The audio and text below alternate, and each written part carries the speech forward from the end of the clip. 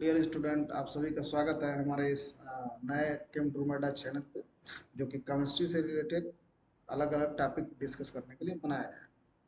हम यहाँ पर केमिस्ट्री से जो भी संबंधित टॉपिक्स हैं, इंजीनियरिंग केमिस्ट्री को या अदर ब्रांचेज को, हम वन बाई वन करके उसको डिस्कस करेंगे। फिलहाल हमने इंजीनियरिंग केमिस्ट्री इस पर चालू किया और पिछले टर्म में हमने वाटर केमिस्ट्री से रिलेटेड जो हार्डनेस की टॉपिक थी उसको डिस्कस किया। आज हम एक नया टॉपिक एल्कलिनिटी डिस्कस करने वाला हूं। इसमें बच्चों को काफ़ी कन्फ्यूजन रहती है कि एल्कलिनिटी और बेसिसिटी एक ही है क्या। तो आज इसके बारे में हम डिटेल से समझेंगे, जो भी कन्फ्यूजन है उनको दूर करने का प्रयास करेंगे, आसान भाषा में ऐसा करने का प्रयास करेंगे। अगर आपको कहीं पे लगता है कि आप कुछ चीज़ें समझ में नहीं आए तो कमेंट बॉक्स में कमेंट जरूर करें। अगर अच्छा लगे तो सब्सक्राइब, लाइक और शेयर जरूर करिएगा। इससे थोड़ा सा मोटिवेशन मिलेगा कि आपको पसंद आ रहा है और हम इसको कंटिन्यू करें। चलिए बिना डिले आते हैं हम टीचिंग सेक्शन। जैसा कि हमने बात करा है कि आज हम क्या डिस्कस करने वाले हैं, एल्केलिनिटी।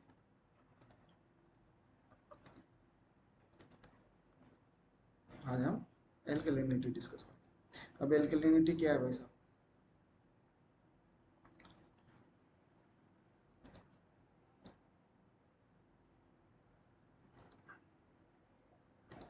एल्केलिनिटी क्या है? एल्केलिनिटी को जब हिंदी में डिफाइन कर रहे होते हैं ना, तो एल्केलिनिटी को हम बोलते हैं क्षारीयता। क्या बोलते हैं बेटा? क्षारीयता। अच्छा, एल्केलिनिटी किसके लिए आप डिफाइन कर रहे हो? चैप्टर कौन सा पढ़ा रहे हो? वाटर। मतलब आप डिफाइन कर रहे हो पानी की क्षारीयता क्या होती है।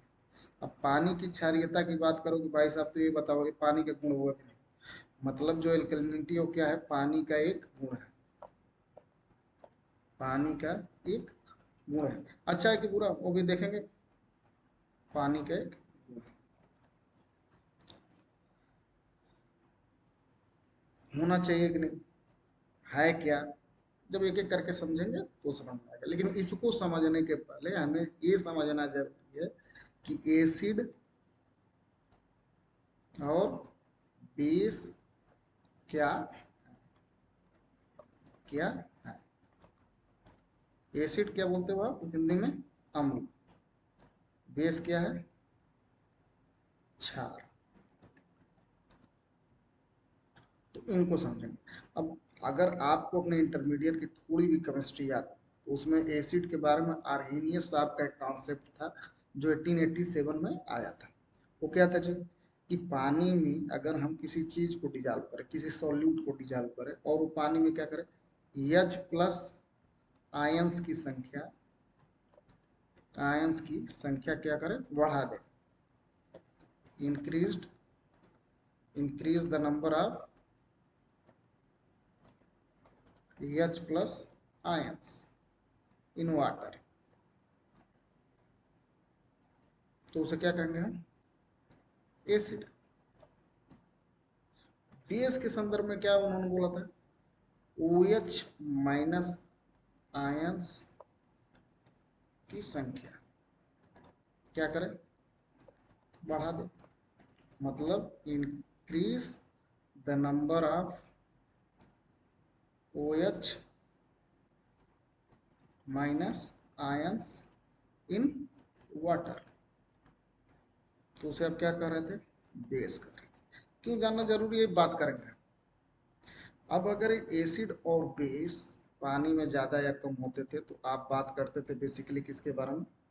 अम्लीयता या क्षारीयता के बारे में। और उसके लिए आपने क्या बनाया था? एक पीएच स्केल। पीएच स्केल का एक निर्माण किया गया था। पीएच स्केल क्या था बेटा? वो बता रहा था कि दिए गए वाटर सैंपल में एच प्लस कितना या ओ एच माइनस आयन कितना है। या मतलब आप ऐसा समझ लो, pH scale just defined as a potential of H plus ions in water और सोल्यूशन जो भी है। कैलकुलेट कैसे करते थे हम? Minus log H plus ion concentration को आप क्या कर रहे थे? पीएच। अब अगर ये पीएच आपका 7 से नीचे होता था तो आप कह रहे थे कि हमारा सोल्यूशन क्या है, एसिडिक है। 7 के ऊपर जा रहा था तो आप क्या बोल रहे थे कि हमारा जो सोल्यूशन है वो क्या है, बेसिक है। ये जस्ट इंटर का एक थोड़ा सा बता रहा हूँ और कुछ नहीं। इस पे आप क्या कर रहे थे, न्यूट्रल। अगर आपको इतना पता है तो थोड़ा आप एल्कलिनिटी समझ लेते हैं क्या। अब जो बेस है ना,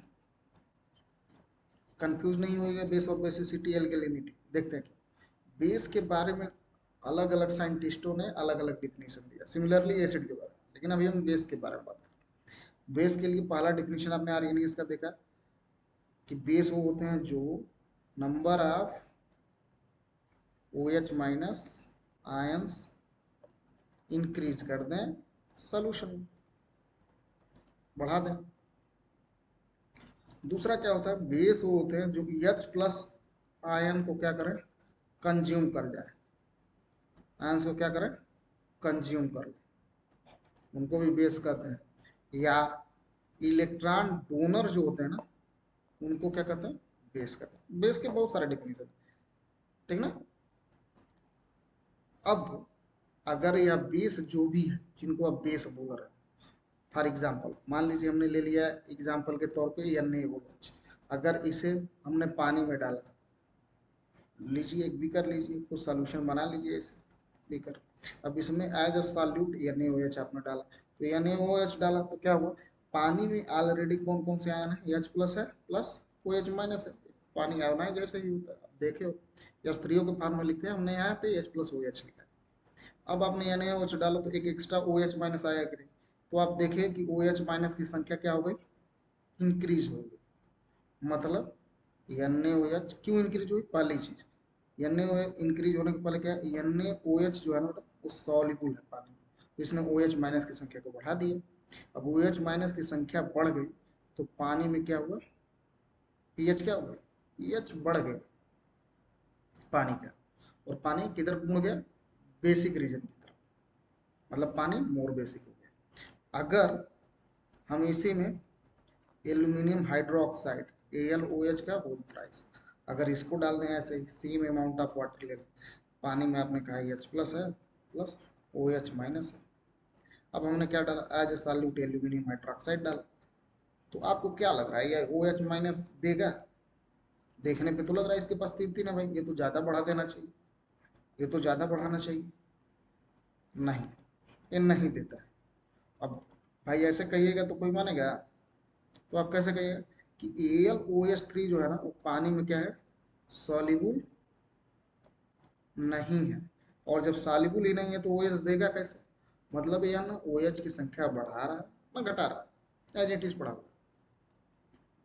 तो जो एल्कलिनिटी होती है वो उनके लिए होती है, उन बेसेस के लिए होती है जो पानी में डिजॉल्व होते हैं। मतलब जो बेस क्या बेटा, पानी में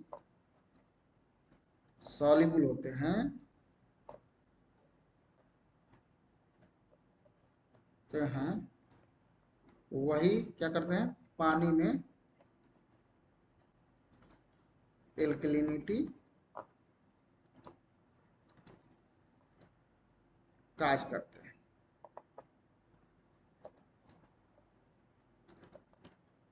उन्हीं की वजह से एल्कलिनिटी होती है पानी में, वही वजह होती है एल्कलिनिटी की। अब जो बेस सॉल्युबल ही नहीं है पानी में, वो एल्कलिनिटी की वजह नहीं है। तो आप ऐसे नहीं कह सकते हो कि सारे के सारे बेस को, किसी भी बेस को लिए पानी में डाल दिया और एल्कलिनिटी पानी की बढ़ जाएगी, नहीं। पहला फोकस आपका क्या होना चाहिए, बेस हमारा पानी में डिजॉल्व है। दूसरा बेसिक अंतर क्या है, अब मान लीजिए ये तो बेस है, तो सोल्यूशन तो कैसा होगा, बेसिक होगा जाएगा, ठीक ना। लेकिन सॉल्यूशन पहले कब बनेगा, जब ये पूरा का पूरा सॉल्युबल होगा, ठीक ना। अब जरा एक चीज और आते हैं, जो बेसिसिटी है ना, बेसिसिटी यह एक पीएच स्केल पे मेजर की जाती है। 7 8 9, 7 के ऊपर 8 9 10 11 12 ऐसे में। एल्कलिनिटी पीएच से कोई संबंध नहीं, एल्कलिनिटी का क्या है, नीति का क्या है, नो रिलेशन विथ पीएच, इसको हमेशा दिमाग में रखिएगा। पीएच कैसे वो समझ लेते हैं, पीएच से इसका क्यों रिलेशन नहीं। मान लीजिए आपके पास एक वाटर बॉडी है, ऐसे कोई रिवर है, आपने पढ़ रखा है किसके बारे में, एसिड रेन के बारे में। अब एसिड रेन क्या है जी, कोई भी ऐसी चीज गैसियस मिक्सचर जो वाटर के साथ मिक्स होकर पानी में गिर रही हो, या जो वाटर के साथ रिएक्ट करके क्या कर रही हो, एसिड का निर्माण कर रही हो और पानी में गिर रही हो। तो जरा सोचिए, यहाँ ड्रॉप बाय ड्रॉप अगर ये पानी में गिरे तो पानी में एसिड की मात्रा बढ़ेगी कि नहीं, एसिडिटी पानी की क्या होगी, इंक्रीज हो जाएगी। तो पानी के अंदर एक ऐसी क्षमता होती है जो इस बढ़ने वाली एसिडिटी को क्या करे, न्यूट्रलाइज कर दे। न्यूट्रलाइज कर दे मतलब बढ़ने घटने ना दे, बढ़ने ही ना दे भाई। और अपनी अपना जो उसका अपना स्वभाव है, इस रिवर का जो अपना स्वभाव है, खुद का स्वभाव, इसको क्या करे, बना के रखे, स्वभाव बना के रखे। तो ये जो स्वभाव बना के रखने का गुण है पानी का, उसी को एल्कलिनिटी कहते हैं। या ऐसे कहना, एसिड के प्रभाव में खुद को बचा के रखने का या खुद के स्वभाव को बचा के रखने का जो गुण है पानी का, वो एल्कलिनिटी है। आपने एक दोहा भी पढ़ रखा होगा कबीर का, कबीर दास जी का ही है शायद, संत न छोड़े संतई कोटिक मिले असंत, मलय भुंगही वेदिया शीतल तात। मतलब क्या है कि जो एक संत है उसके इर्द गिर्द कितने भी संत आ जाए, वो अपनी संत संत वाला जो गुण है उसको छोड़ता नहीं। तो यह उसका कैपेसिटी, उसको पीएच स्केल पे नहीं मापा जाता, ठीक ना। अगर आप उसको पीएच स्केल पे नहीं मानते हो तो फिर इसको डिसाइड कैसे करोगे, डिफाइन कैसे करोगे। तो डिफाइन ऐसे करते हैं कि द, कैसे लिखते हैं इसका डेफिनेशन, द एक क्षमता है कि नहीं है, हम किसी बात की क्षमता की बात कर रहे हैं, तो क्या है, द कैपेसिटी ऑफ वाटर। किसका है बाबू, कैपेसिटी ऑफ वाटर। कर क्या रहा है, न्यूट्रलाइज कर रहा है, ऑफ न्यूट्रलाइजिंग, किसको न्यूट्रलाइज कर रहा है, N acid. The capacity of water of neutralizing in acid is known as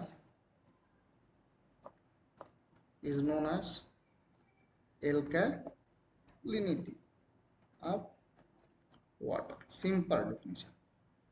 और भी डेफिनेशन है इसके लिए, और क्या हो सकता है, एक तो एक कैपेसिटी हो गई खुद को एसिड को न्यूट्रलाइज कर, दूसरा आपको बताइए एसिड न्यूट्रलाइज कर रहा है तो क्या कर रहा है, एच प्लस कंज्यूम कर रहा है, the power of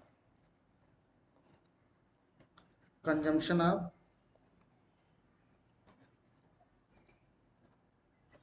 H plus ions of a water sample is known as alkalinity, is known as alkalinity। कई तरीके से आप डिफाइन कर सकते हैं, ऐसा कुछ नहीं है कि जो बताया जा रहा है वैसे ही आप डिफाइन करें। और कुछ बना सकते हैं क्या डिफिनेशन, एक डिफिनेशन है तो बफर, बफर के अपने बारे में आपने पढ़ा रखा है, बफर वो सोल्यूशन होता है जिसमें अगर लिटिल अमाउंट ऑफ एसिड या बेस डाल दें तो क्या करता है, अपने पीएच में होने वाले चेंज को रोकता है, रेजिस्ट करता है। तो आपको ये नहीं लग रहा है कि ये जो हमारा वाटर बॉडी है, इसमें जब एसिड की मात्रा बढ़ रही है तो उसको बढ़ने से, वो एसिडिक होने से रोक रहा है, रेजिस्ट कर रहा है, हाँ? मतलब यह एक बफरिंग कैपेसिटी भी है। एल्कलिनिटी क्या है, it is a buffer capacity of water, buffer capacity of water to maintain its pH. तो ये अलग अलग डिफिनीशन है एल्कलिनिटी के, जो भी आपको आसान लगे आप वो ले सकते हैं, ठीक। आइए अगले चीज पे चलते हैं। अब ये जो है एल्कलिनिटी, ये पानी में इसके होने के क्या कारण है, रीजन, ठीक ना। रीजन, रीजन क्या है, कारण क्या है, कारण का होना था हमारा, हर चीज का कारण जानना पड़ता है भाई, आजकल कारण बहुत जरूरी है। तो जो किताबें कह रही हैं वो किताबें ये बताती हैं कि पानी में OH माइनस हो, पानी में कार्बोनेट हो, पानी में बाई कार्बोनेट हो, इनकी वजह से क्या होता है, पानी में हार्डनेस होता है, ठीक ना। इनकी वजह से पानी, सॉरी मैं हार्डनेस बोल रहा हूँ, हार्डनेस का दूसरा रीजन है। एक क्या होगा, इनकी वजह से पानी में एल्कलिनिटी होती है। क्या होती है बेटा? एल्कलिनिटी। पानी में एल्कलिनिटी होने के लिए और भी आयंस रिस्पॉन्सिबल है। जैसे मान लीजिए पानी में HISiO3 टू माइनस और SiO3 टू माइनस, ये भी अगर प्रेजेंट हो तो पानी में क्या करता है? एल्कलिनिटी काज करता है। बेसिकली जिस पे हम फोकस कर रहे होते हैं वो क्या है हमारा? OH minus, carbonate and bicarbonate, ये होते हैं। अब सामने से जो क्वेश्चन बनता है, आपने बता दिया रीजन इन तीन की वजह से होता है। अब NaOH को कास्टिक सोडा भी बोलते हैं, तो कई लोग इसको ये भी कह देते हैं कास्टिक एल्कलिनिटी, ठीक ना? तो इसके लिए आप घबराइएगा नहीं। एक चीज और हो सकता है, किन की वजह से हो जाए रीजन। मान लीजिए कोई ऑर्गेनिक साल्ट है, वीक ऑर्गेनिक एसिड साल्ट है, किसका? वीक एसिड का। वीक एसिड का, वीक ऑर्गेनिक एसिड हमने कुछ अलग तरीके से लिख दिया जिससे आप कंफ्यूज हो जाएंगे, तो थोड़ा सा हम इसको सही कर देते हैं, करेक्ट कर देते हैं।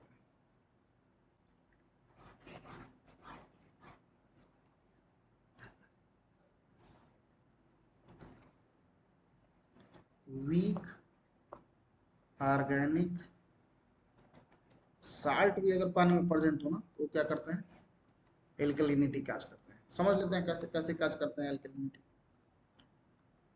मान लीजिए हमारे पास एक weak acid, well known weak acid है CH3COOH, ये हमारे पास वीक एसिड। इसका साल्ट अगर हम मान लीजिए बना दिए सोडियम के साथ, Na+ के साथ, तो क्या बनेगा? CH3COO Na। हम शॉर्टकट में लिख रहे हैं, बहुत कंफ्यूज नहीं। ये सोडियम साल्ट ऑफ एसिटेट है, सोडियम एसिड। अब मान लीजिए पानी में प्रेजेंट है, एल्कलिनिटी ये कैसे काज कर दे रहा है जरा देखिए।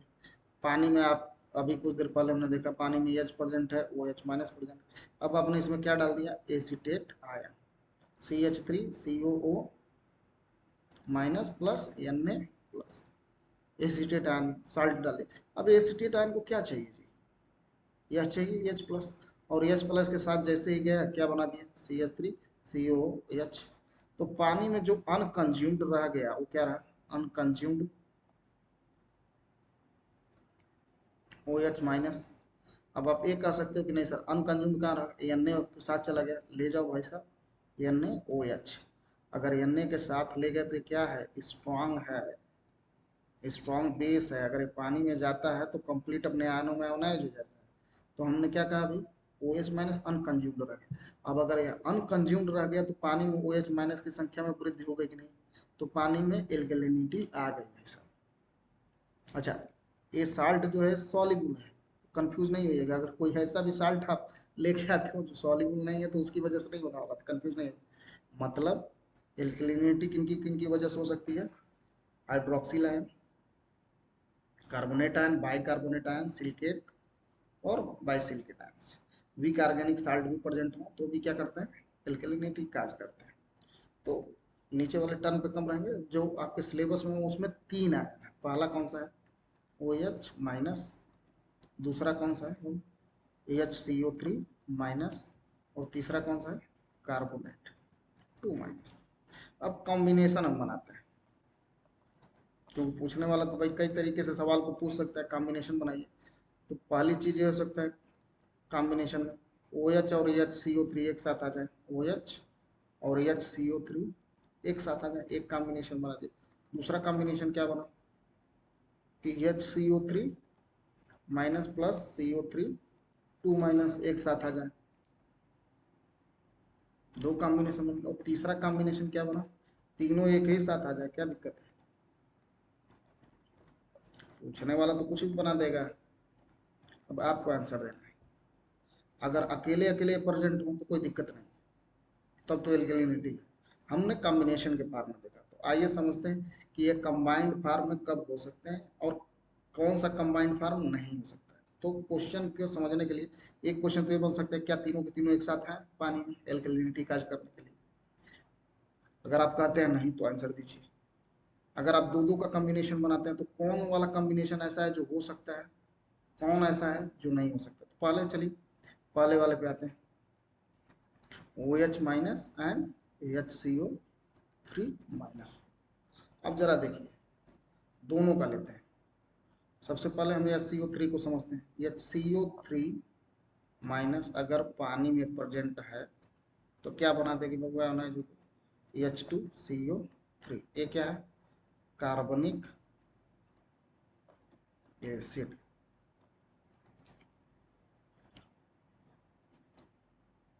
पानी आयोनाइज जो होता है H2O H2O, तो इसका रिएक्शन कैसे लिखते हैं हम? H3O plus plus OH minus. मतलब पानी में अगर OH माइनस जाएगा तो उसके H प्लस को कंज्यूम करके वाटर बना देगा, वो लिख देंगे, वो भी रिएक्शन लिख ही देते हैं, नहीं तो आप कंफ्यूज हो जाए।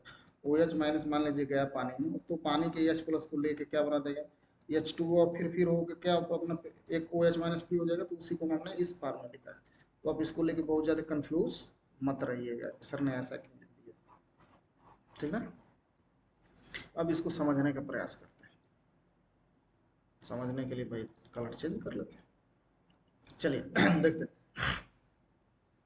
अब अगर आप ध्यान से देखो तो कार्बोनिक एसिड है या एक एसिड है। अब अगर ये पानी में आप डिजॉल्व करो तो क्या देगा बेटा? पानी में H प्लस आयन देगा कि नहीं देगा? H2CO3 प्लस H प्लस दे दें तो पानी में क्या देगा? H plus ion plus HCO3 minus carbon. तो यह एसिड है, तो इसका ये जो है वो क्या है? कॉन्जुगेट नेगेटिव आयन, क्या है? कॉन्जुगेट बेस है। अब अगर यह वीक एसिड होता है तो स्ट्रॉन्ग कॉन्जुगेट बेस होता है। अब ये स्ट्रॉन्ग एसिड, स्ट्रॉन्ग अगर एसिड होता है तो इसका कॉन्जुगेट बेस जो होता है वीक हो जाता है। अगर ये वीक एसिड होता है तो स्ट्रॉन्ग बेस कॉन्जुगेट हो जाता है। दूसरा हमारे पास क्या था? वाटर। अभी हमने उसकी चर्चा करी। वाटर के साथ रिएक्शन कौन सा है बेटा? H3O plus plus OH minus. देखिए हमने दोनों निगेटिव आयन को एक साइड रख लिया। अब जरा देखिए, अगर हम इन दोनों में पूछें कि भैया दोनों में कंपेयर करो, तो ये जो एसिड है उसके कंपैरिजन में वाटर कम एसिडिक होगा कि नहीं होगा? वाटर को तो न्यूट्रल ही बोल लेते हो ना। तो जो ऊपर का एसिड हो गया इस वाटर से अगर कंपेयर कर रहे हो तो स्ट्रांग होगा कि नहीं? क्योंकि देखो जी भाई, एक चीज हमेशा क्लियर रखो, कोई भी चीज स्ट्रांग या वीक नहीं होती। एक कंपेरेटिव स्टडी है, किससे कंपेयर आप कर रहे हो। बिना कंपेयर किए हम नहीं जान सकते कि कोई चीज स्ट्रांग है या वीक है।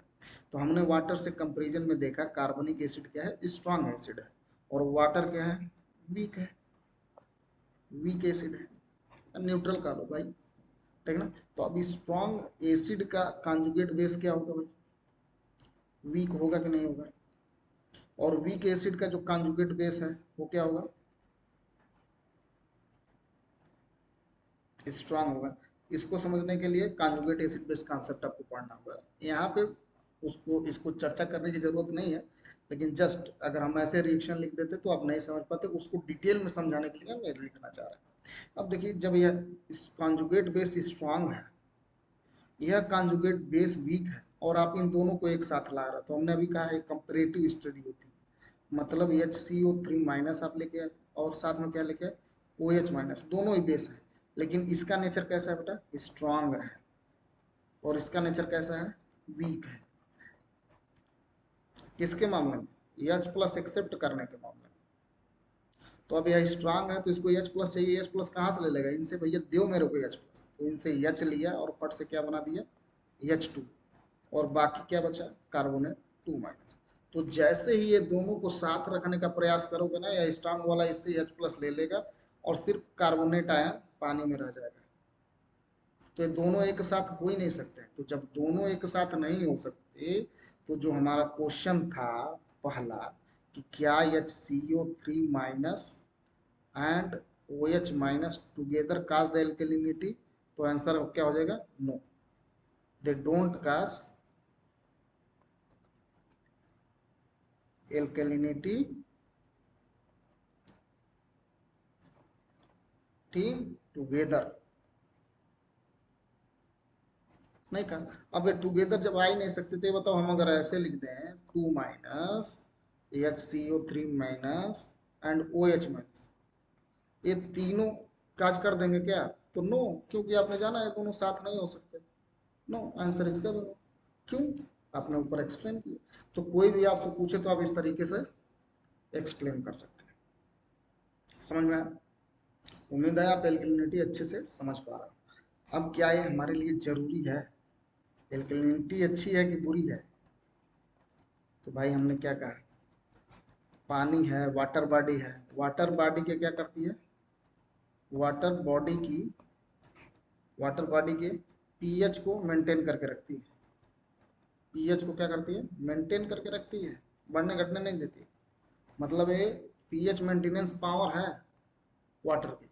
अगर सोचिए पानी में एसिडिटी बढ़ जाए, मतलब ऊपर से एसिड गिरे और पानी की पीएच क्या हो, डिक्रीज कर जाए, तो पानी कैसा हो जाएगा बेटा? एसिडिक हो जाएगा। और पानी एसिडिक हो जाएगा तो वाटर जो जलीय जीव जंतु है वो मर जाएंगे। अपने बारे में खुद ख्याल करिए, हमारे ब्लड का जो पीएच है ना, वो थोड़ा सा 7.3 के करीब होता है। अब सोचिए अगर इसमें पीएच, हाइड्रोजन आयन की कंसंट्रेशन बढ़ जाए, एसिडिटी बढ़ जाए, तो पीएच कहाँ चला जाएगा? पीएच लोअर हो जाएगा, जिसकी वजह से स्किन डिजीज, कॉन्स्टिपेशन, बहुत सारी डिजीज होती है, ठीक ना। और कई बार तो अगर ज़्यादा अम्लीय हो गए तो वैसा मरने की नौबत आ जाती है। तो हम क्या करते हैं, इसको नॉर्मल रखने का प्रयास करते हैं। तो आजकल ट्रेंड चला हुआ है, अल्कलाइन वाटर पीजिए भाई साहब। अल्कलाइन वाटर ड्रिंकर काफ़ी महंगा होता है, और आपने सुन रखा होगा कि बड़े बड़े जो सेलिब्रिटीज हैं वो क्या कर रहे हैं, अल्कलाइन वाटर पी रहे हैं। जिसमें आपने सुन रखा होगा नाम किसका, विराट कोहली का भाई साहब। कौन सा पानी लेते हैं? Black alkaline water. वाटर इसमें थोड़ा सा मिनरल उनरल डाल के अलग अलग नाम दे देते हैं। तो बेसिकली हमारा एल्कलिनिटी यही होता है कि पानी में वे सारे बेस जो सॉल्युबल होते हैं पानी में एल्कलिनिटी काज करते हैं। एल्कलिनिटी जो होती है वो क्या करती है, पानी की क्षमता है एसिड को न्यूट्रलाइज करने की, ठीक ना, या बफर कैपेसिटी या पानी की कह लीजिए, ठीक है ना। यह बहुत जरूरी है, अदरवाइज सारा का सारा पानी एसिडिक हो जाएगा, जीव जंतु मर जाएंगे, हम भी नहीं बचेंगे, आप भी नहीं बचेंगे। बहुत ज्यादा एल्कलिनिटी हाई भी नहीं होनी चाहिए, वो देखेंगे। तो हाई तो होने का सवाल ही नहीं, जब भाई गुण है, उसके गुण धर्म है, ठीक ना। उम्मीद करता हूँ आपको एल्कलिनिटी समझ में आई होगी। कैसे उसको डिटरमाइन करते हैं, क्या क्या टाइट्रेट करके कैसे पता लगाते हैं, अगले क्लास में देखेंगे। आज के लिए बस इतना ही। आपको अच्छा लगे तो कमेंट जरूर करिएगा। कुछ नहीं समझ में आया होगा तो उसके बारे में कमेंट जरूर करिएगा। अगर आपको कहीं लगा होगा कि नहीं सर ये जो बता रहे हैं गलत है या ऐसा है, जो भी जैसा लगे उसके बारे में लिखिएगा जरूर। आज के लिए इतना ही। आपका बहुत बहुत धन्यवाद।